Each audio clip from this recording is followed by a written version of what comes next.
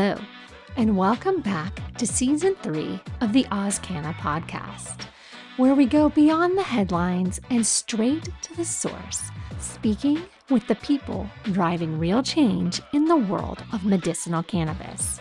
Today, I'm joined by Dane Herbst, Head of Cultivation at CannaBudGrow in South Africa.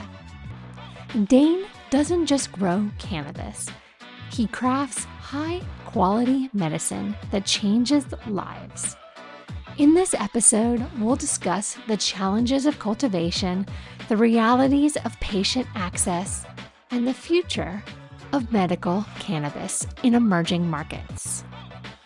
And hey, just a reminder, if you've got a wild, thought-provoking, or downright ridiculous question you want to hear answered, email it to AusCannaReviews@gmail.com.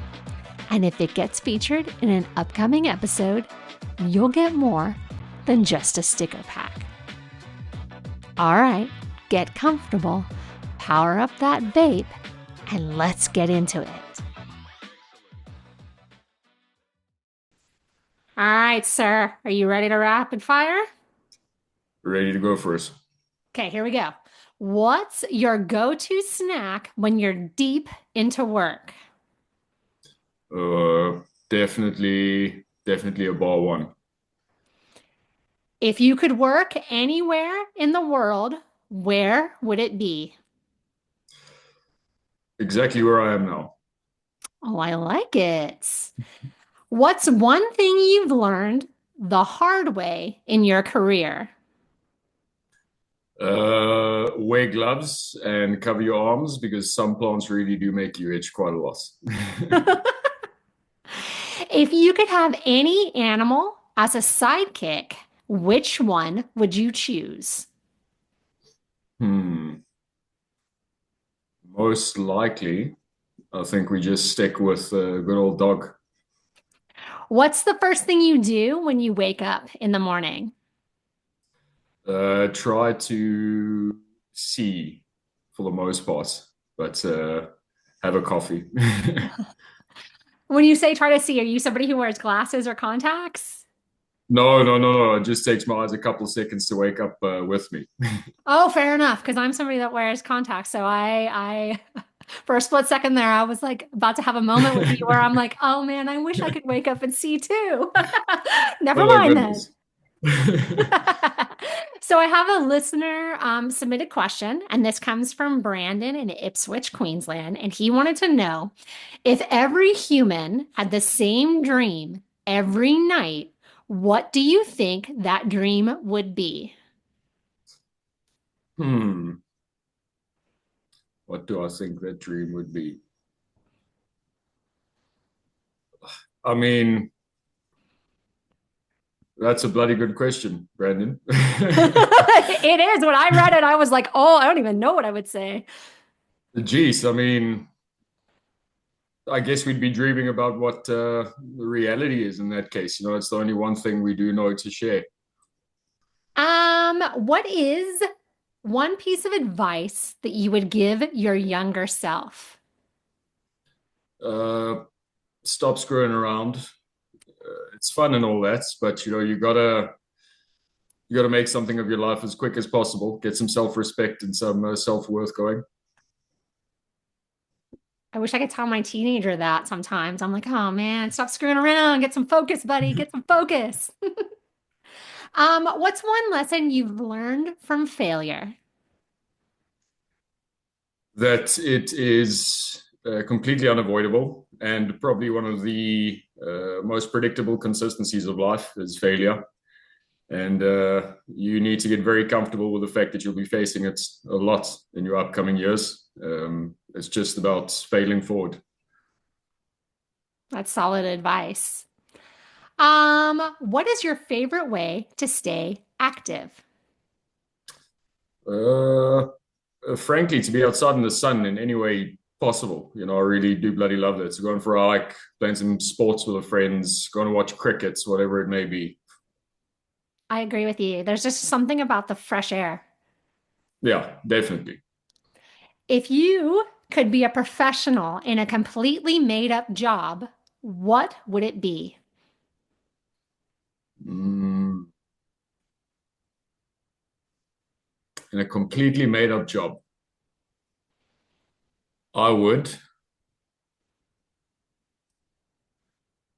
There's not a lot of jobs that I can think of that are made up. Well, yeah, out of nowhere. I would rank the different colors of grass every day.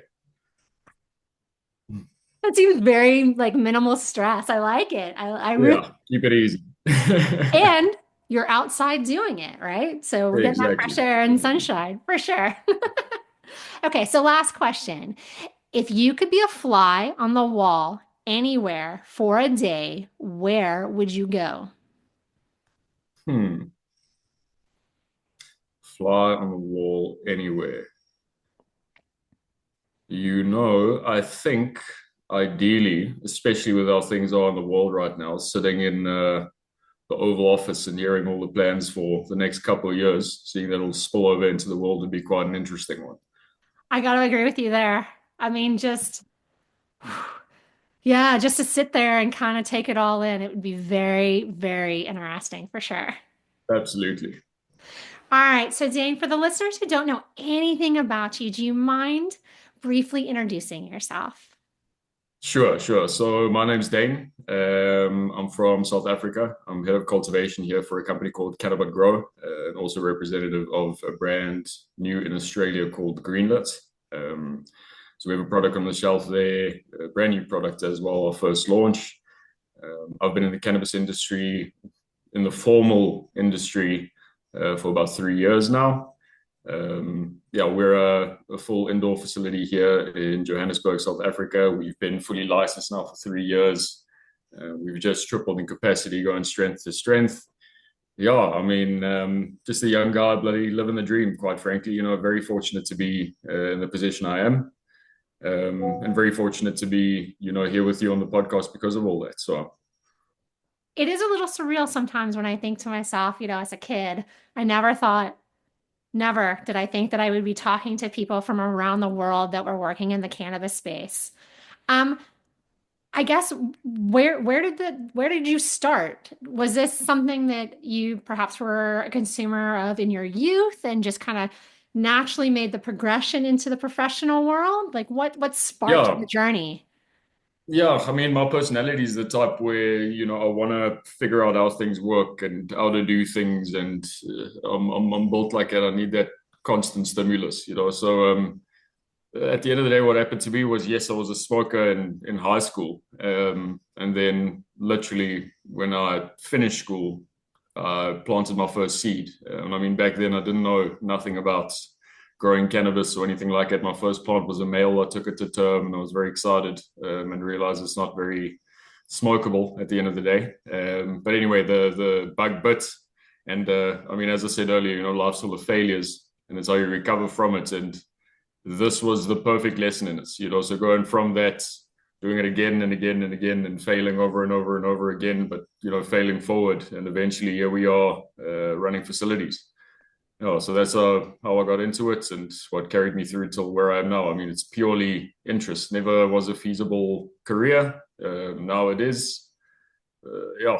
So hobbies turned out to make a life. Yeah, it's weird how that works out sometimes. So tell me a little bit about Cannabis Grow in the sense that, what are some of the challenges that you guys faced there in South Africa while you were getting started? Yeah, so we, as I say, got our license about 3 years ago, cleared the license. We started building, started 2021, actually set up shop pretty quick there. So the guys that originally owned the company and what the site was a big construction warehouse, like a holding warehouse that had been converted into a multi-level growing facility. It's actually in an industrial area. It's not like a farm or anything like that. It's an industrial factory building. In terms of the challenges we face, definitely, of course, building in a building like that, working with what you have in terms of the bones, not setting up scratch from your dream ideal is certainly a challenge, but it was pulled off with absolute class. I mean, the guys that we work with are really, really good at what they do. And yeah, I mean, in terms of where all this comes from, the original owners of, well, the owners of the business, the construction guys, started building facilities in South Africa for other individuals, and then decided, hey, they want to take their chance themselves, and set the facility up. And one thing that absolutely no one prepares for when doing these things is remembering the fact that this is a pharmaceutical industry, and the compliance is extremely heavy, and the registrations and the licensing and all these things, constant audits. These things are things no one really plans for in the beginning. Not a lot of people that are in cannabis now have any experience in any kind of pharmaceutical industry, us included. But we're still floating. We're still managing to keep it all together. So it's been very good. We've learned a hell of a lot. So definitely challenges would also be understanding that, listen, you're not just growing cannabis. It's a much different thing once you enter the pharmaceutical world. You've got a lot of spec to adhere to. You've got a lot of competition to compete with. You need to actually keep your clients happy, which means you need to produce consistently. You need to produce predictably. And I mean, everything is going forward. It can't be produce a batch and then sell. So your risk of failure, as it is so high in cannabis, I mean, you lose one crop, you lose X amount of your month's production instantly. That's the challenges, is knowing that you're constantly in that state of delivery. You always have to deliver. You cannot fail. It's so I think the challenges in the beginning is definitely learning how to get into that perpetual system, how to get that rinse and repeatable, dealing with the kind of load that comes on you from needing to consistently and predictably produce. Yeah, that's definitely it. I was going to say, how do you navigate that consistency in the sense that you're right, one crop, like depending on what your grow cycle and all, that could be months that you now don't have anything to deliver. So how do you navigate some of those consistencies? Yeah, so I mean, we're a bit more fortunate in the indoor space, that's for sure. We get to create our environments as much as we want to, and we harvest perpetually. So we're not impacted by season or anything like that. So we harvest fairly frequently. We have multiple rooms, which does help. It does help soften that blow. But for the most part, it's rock solid protocols, well-trained staff, very good time management, a lot of data, and a lot of reliable systems that need to be, repeatable or then just bettered. So it's getting to that initial point of having the systems in place where you can understand, okay, every single day, you're in that proactive state. This needs to happen here. This needs to happen here. This needs to happen here. And over time, you accumulate so much data that you can reliably make predictions for the next day and the day after and the day after. And that gives you your consistency. It gives you, an exact templates of how to implement your next crop and your next crop and your next crop. And if you don't have that, you'll never sleep. No, for sure. You guys do a hydroponic setup, right? As opposed to a traditional soil base. Is there a reason that you guys went that way? Yeah. So, I mean, the two biggest reasons, first of all, again, is the consistency of production. Going with soils and these kinds of things, having organic inputs, as brilliant as it is, this is not a pro-con situation. This is due to exactly the industry and being in the medical world that we're in. So the first one is definitely the consistency and the predictability. That's absolutely the biggest one. If you, in hydroponic systems where you are not at all impacted by organics in the soil, and ratios of different minerals changing, and certain pest pressures that do come with it, and the microbials and the yeasts and molds and all these things that also come with organics is a problem in medical cannabis. A lot of people don't realize that we have very intense cleanliness standards of the flowers that we need to comply with as well. And in order to get a product over the shelf also that's non-irradiated, we really have to take extremely great care to have a clean product come out on the other end. And the only way to consistently and predictably do that is to work in environments that are borderline sterile. And that also means that my substrates need to be borderline sterile. So yeah, it's 100%. It's predictability of outcome. That's the critical part. You can't run a business if you don't have that. It's a little different than growing in your backyard, right? You know? Yeah, For much. sure. For sure. Um, Talking about the regulations there and the hoops that you guys are jumping through, was it more challenging to kind of get the initial setup going in South Africa, or was it more challenging to try to navigate now coming into the Australian market and the regulations that we have here? Because we're pretty strict with our regulations. Yeah, it's definitely, I think, more difficult initially on our end, just to get all our things across the board.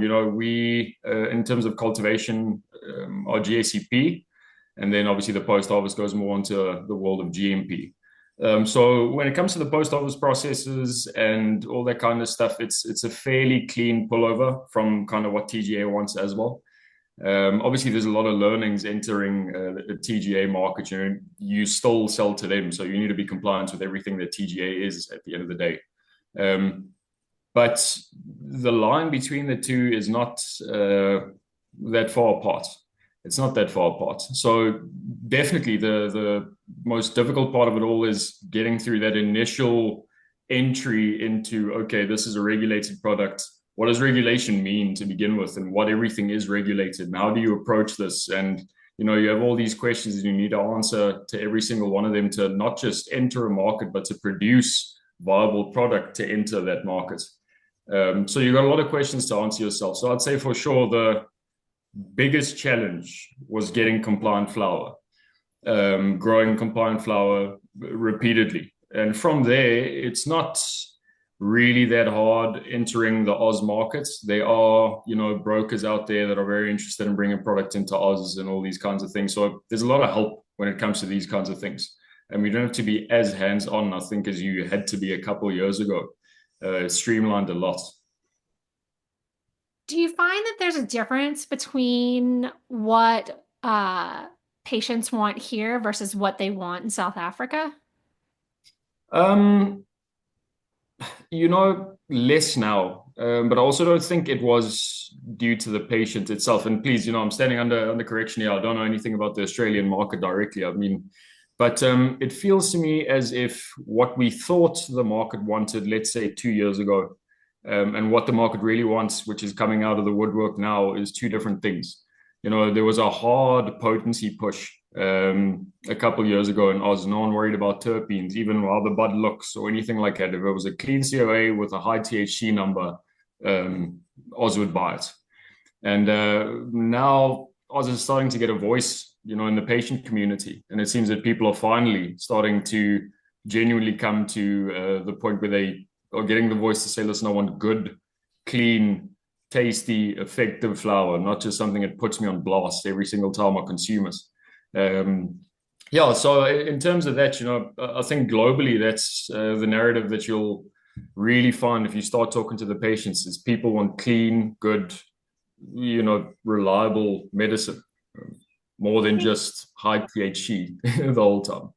I think a lot of that boils down to education. I think that there's a huge area of opportunity for education. And I think, first, when you're first getting into medicinal cannabis, all you really know is THC. That's what you just associate with cannabis because you don't know any differently. So I think, yeah, there was a stage where that's all we were looking for because that's all we knew, kind of. But as we've gotten better with our education, our understanding of terpenes, our minor cannabinoids, and things like that, I definitely think that people are trying to improve their therapeutic outcomes by trying to get things that are more tailored for their personal needs, right? So it Mm. is going beyond that basic need of just a clean COA and a high THC percentage for sure. Yeah, it's very good to see. Really, it is, and it makes our lives as growers, even though it might sound like you're making it more difficult, you're not. It's the exact opposite. Because we now get to play with a whole new pool of things to grow. It's actually a nice place to be in. I don't know. I mean, I cannot speak for everybody, but I know for me personally, I'm always I'm always looking for something that's a little bit unique, that's a little bit different, that, offers different effects than what everything else is bringing to the table, or is something that can do double duty, something that in smaller doses can do one thing, but in larger doses can do something else, which is where you get into those Yeah, those really interesting hybrids. I think it's a brave new world out there, if you will, with new flowers and new things coming out. that's for sure. That's for sure. Yeah. Is there anything that you guys do that's I guess eco-friendly in your practices for your cultivation methods? I mean, we try to remain as carbon neutral as humanly possible. We truly do strive for that. And one of the most feasible ways we do that, obviously, you can imagine South Africa. There's a lot of farmland here, small holding farms, rural farms. And one thing we do, for example's sake, is all our substrates get washed through and gets donated to farms. Every single last, little bag of substrates gets donated through. So we really do our best to not just heap things up anywhere. That's why I don't use rock wool as well. I use a biodegradable substrate too, because rock wool, again, as brilliant as it is, as lovely as it is to grow with it, it's just not. I can't get over just putting thousands upon thousands upon thousands of rock wool cubes in a dump every single year of my life. I just can't do that. So yeah, we do donate substrates to farms. Yeah, good high quality substrates from our end. It's not loaded with all the phosphorus and all this. We do tend to clean it out quite a bit. Yeah, that's I think the biggest one we do, which is quite a significant one, is disposing of substrates. Um, in Australia, we have a water issue. Do you guys do anything there with your water waste? So we're quite an efficient producer with water here. Producer with water here. We really don't use water that we don't have to use. We don't recollect any runoff water and push that through our systems again. That's just straight drain to waste. The reason we don't do that is it's a tremendous restraint on the system, collecting runoff and pushing it through, reverse osmosis system and all these kinds of things again.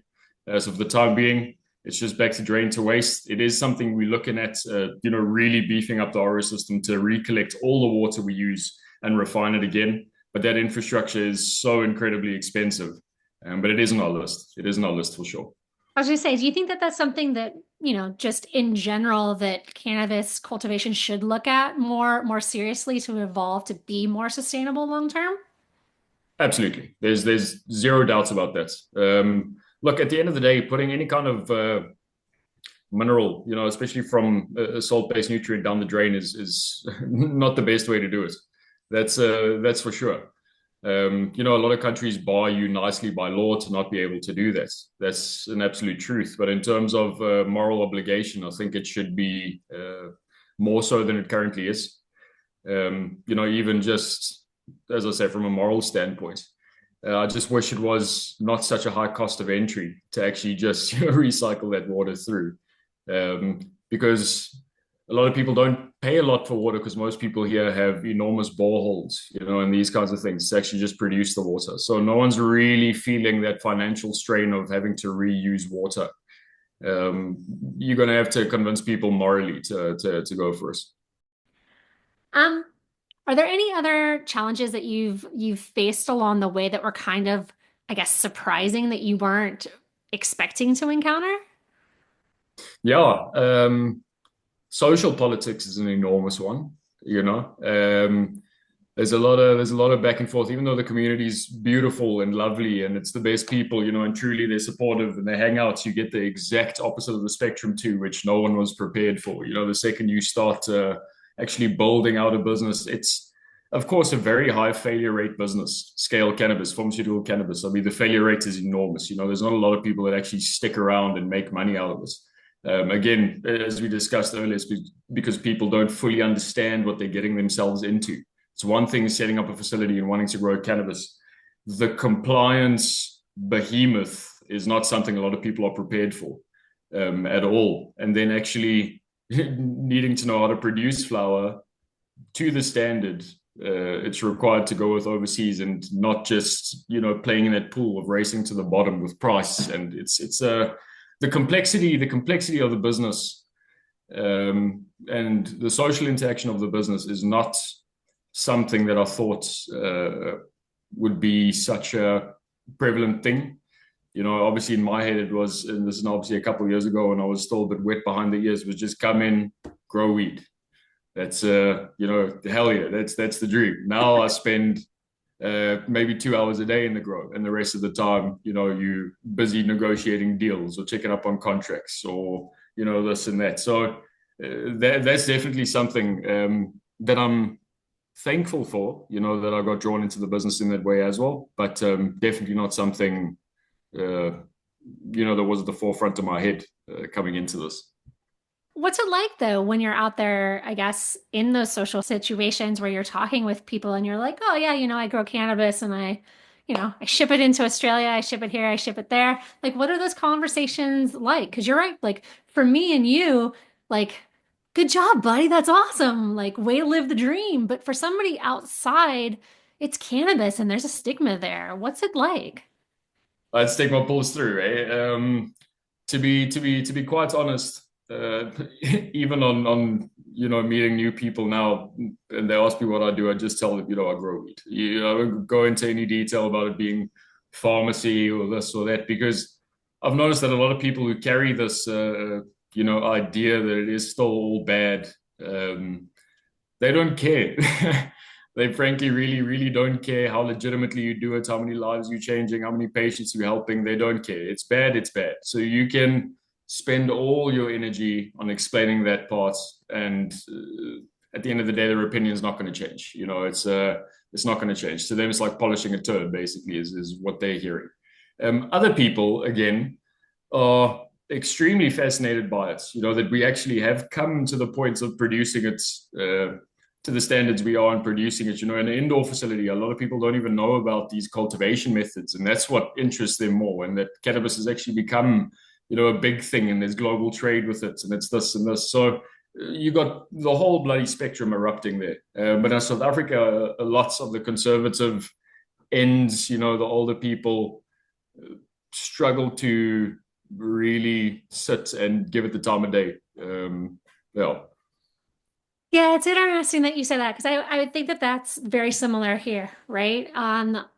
It's you get those two extremes in the sense that you get people who are genuinely curious and want to learn more and think it's fascinating. And you're right, the other extreme where it doesn't matter what you say to them, they give zero, they don't care. They don't care, Yeah, they right? got a It's dollar medal. yeah, it's the devil's lettuce, right? And then what I find the most interesting is that sometimes some of those people will come back to me later when all of a sudden someone close to them has had a personal experience with it. Perhaps they were going through chemo, or perhaps grandma, I don't know, had a hip replacement and now is on CBD oil. It's interesting because every so often you do get somebody who will come back and be like, you know what? Maybe there's a little bit there. Yeah, that's absolutely true. That's absolutely true. And it's a difficult thing in our country. Like, I'm Afrikaans boy myself, and we come from uh, a strong conservative kind of lineage, if you wanna call it that way. And even because before this, I was doing engineering, civil engineering, and I mean, I took the leap of faith, left civil engineering, and came to cannabis. And I mean, my mother was so upset. My mother was so upset. Obviously, she's my biggest supporter, my biggest fan, and squarely behind the decisions I make, and has been supporting me, throughout my process getting to where we are now. But you cannot, in a life, think that you're not going to have to do your part to, as you say, educate people as to what the reality is. It doesn't help you just shun it off or this or that, even though that's oftentimes what we do. It takes that proof. A lot of people require that proof, and that's, in my opinion, perfectly fair. Perfectly fair. Yeah, I'm with you. I think on some level, my family is slightly that same way. While my husband supports me and like is my biggest cheerleader, in the corner, um, Other members of the family, mm, mm, cannabis, when am I going to get a real job? Or when am I going to do something more productive? Or, again, wishy-washy, right? But, whatever. I keep showing up. It's what I do, right? And I guess I'm one of those people that I used to have chronic migraines, and since being able to, like we're talking about here, having that consistency, that reliability, those good products, I've been on medicinal cannabis for 2.5 years now, maybe just over 2.5 years, and I've now been migraine free for 2 years. So for me, it gave me back my quality of life. So yeah. That's enough. Well, look, and listen, congratulations with that. I'm very, very, very happy that's been Well, working out for you. thank you. Like I said, for me, it's given me my quality of life. So I guess that's why I keep showing up, keep having the conversations, keep trying to educate, keep trying to talk to people like you who, are just as passionate and who are trying to do things too to change those perceptions here and there.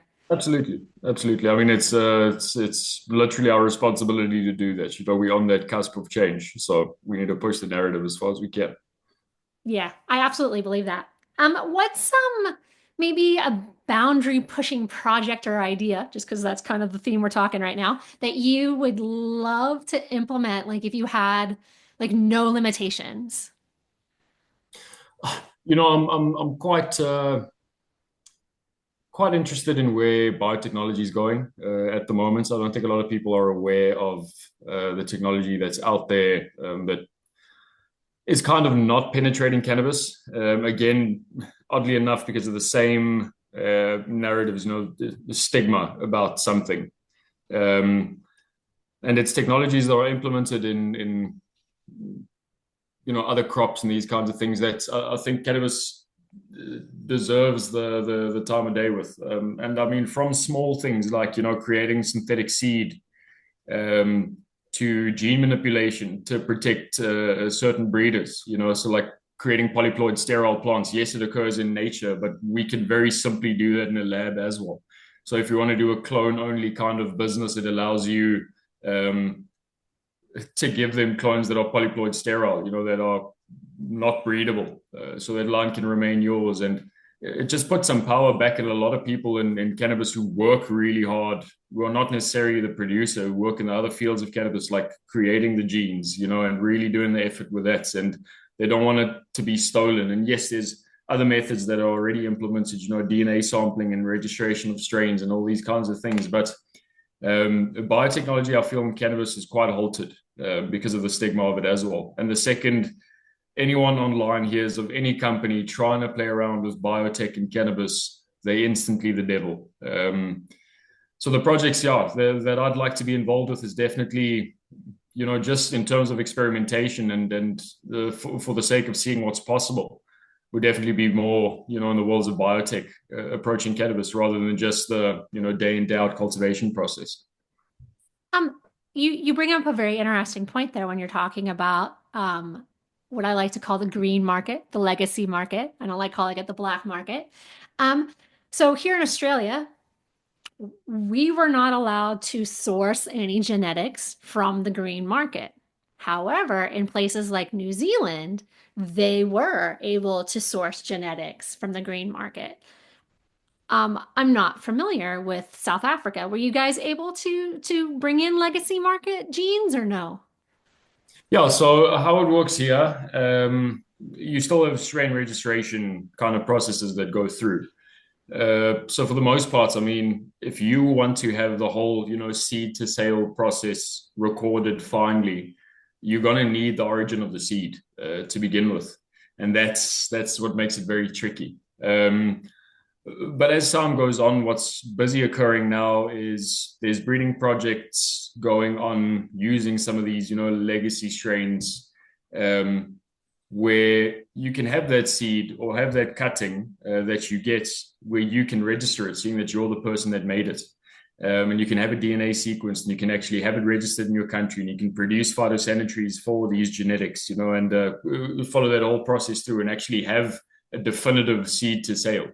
But no, you can't just grip genetics off, the legacy markets and plumb that in. Sadly, the biggest reason is there's no admin prior to that.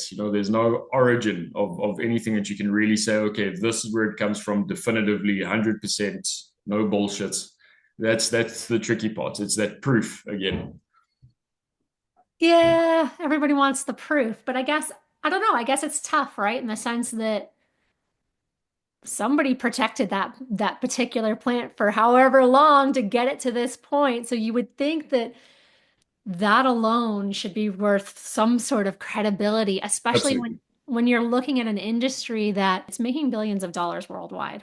It is a little disheartening to hear that there's not more being done to try to integrate that legacy market into the legal market. Yeah, it's very sad. Like this enormous pool of vetted vetted genetics that have been around for a long time, and we really understand the medical benefits. And I mean, it's been in this dude's garden for 12 years, and other people have preserved it. And there's a good reason as to why people do that.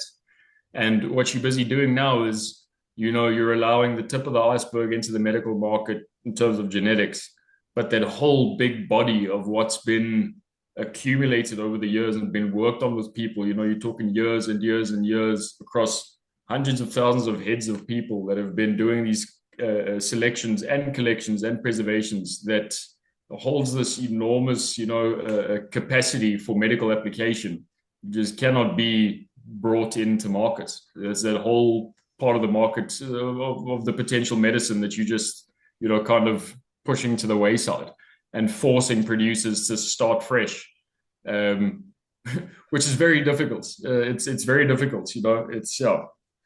Yeah, it does make it, again, to question how do you start fresh? Because I mean, it's like a chicken and an egg situation. I started fresh, but where did that fresh come from? Yeah, yeah. And what they also don't realize, if you're populating a facility of, let's just take a random number, 4,000 plants, and you get your license. Now you need to get some approved seed, put that seed down, pheno hunt, select the one you have, do stability testing, understand it, mother it, clone it out, get new mothers so you can facilitate taking 4,000 cuts at once. I mean, you are bottlenecking business and you are not allowing new facilities to get out of the blocks and start producing. And then you haven't even gotten to the point of putting your first crop in and trying to figure out how that works. It's very, very, very, very rough on new producers. I was gonna say, how would, in a perfect world, how would you rethink that approach so you could work in with again that legacy market? Any grower that's worth his salt, uh, that'll be in a position where he can run a facility, he can grow in a facility, he can grow to, quality X, whatever it should be. Guaranteed has a library on hand or knows someone with an incredible library on hand. You don't get to that point without, getting through a hell of a lot of plants and making good selections and keeping them around. So it's just a byproduct of being a capable producer is the fact that there's definitely a genetic bank sitting somewhere, within arm's length, for you to work with. Yeah. So if we could just integrate that a lot more smoothly, use the guns we have. It's like letting a sprinter run in the spikes he's been training with is basically what it comes down to. I'm with you. It's like you're not asking everybody to show up on your doorstep and be like, hey, here's Sarah, and hey, here's Elizabeth, and they're growing great. I think they'd be great Yeah. for you. There's a big difference between that and somebody who comes in and is just like, okay, check it out.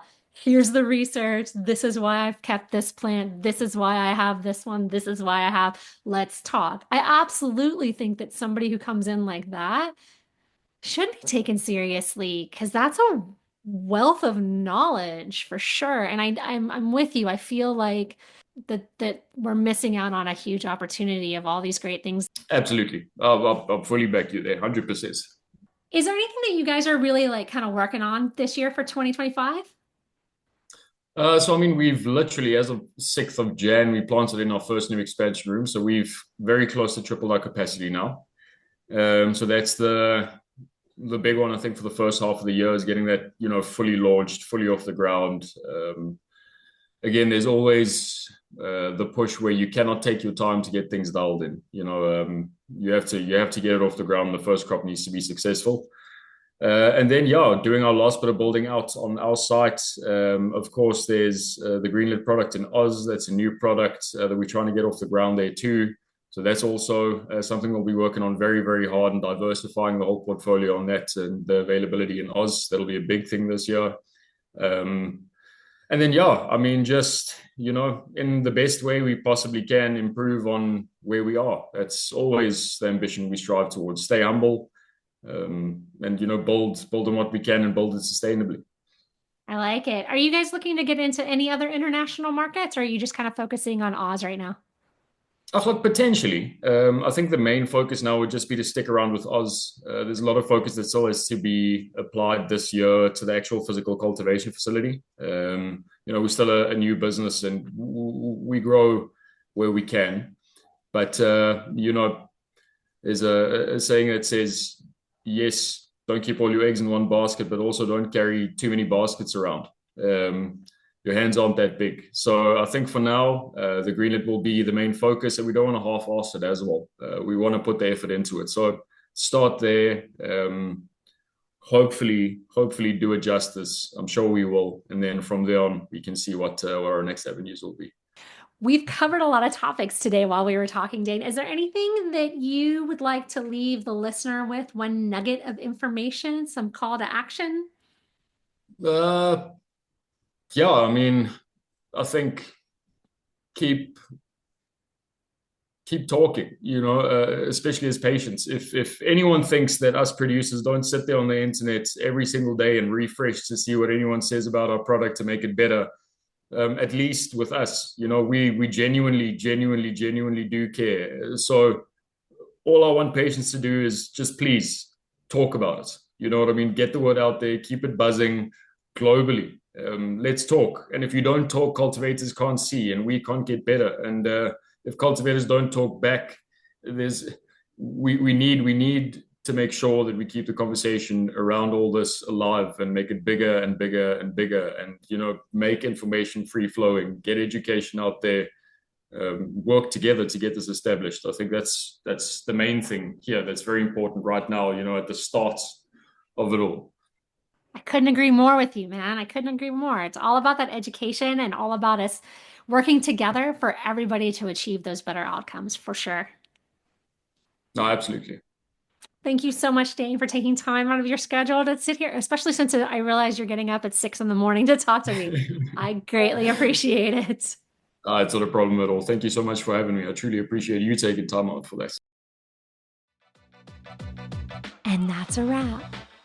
A huge thank you to Dane for joining me on today's show. If you've enjoyed this conversation, don't forget to leave a 5-star review or share the episode with a friend.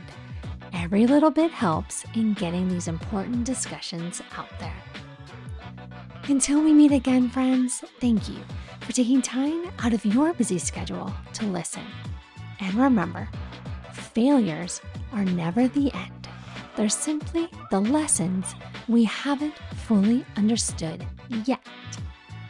In every setback, there's an opportunity to learn, adjust, and come back stronger. The key is resilience. Keep evolving, trust the process, and know that growth often comes from the most unexpected places.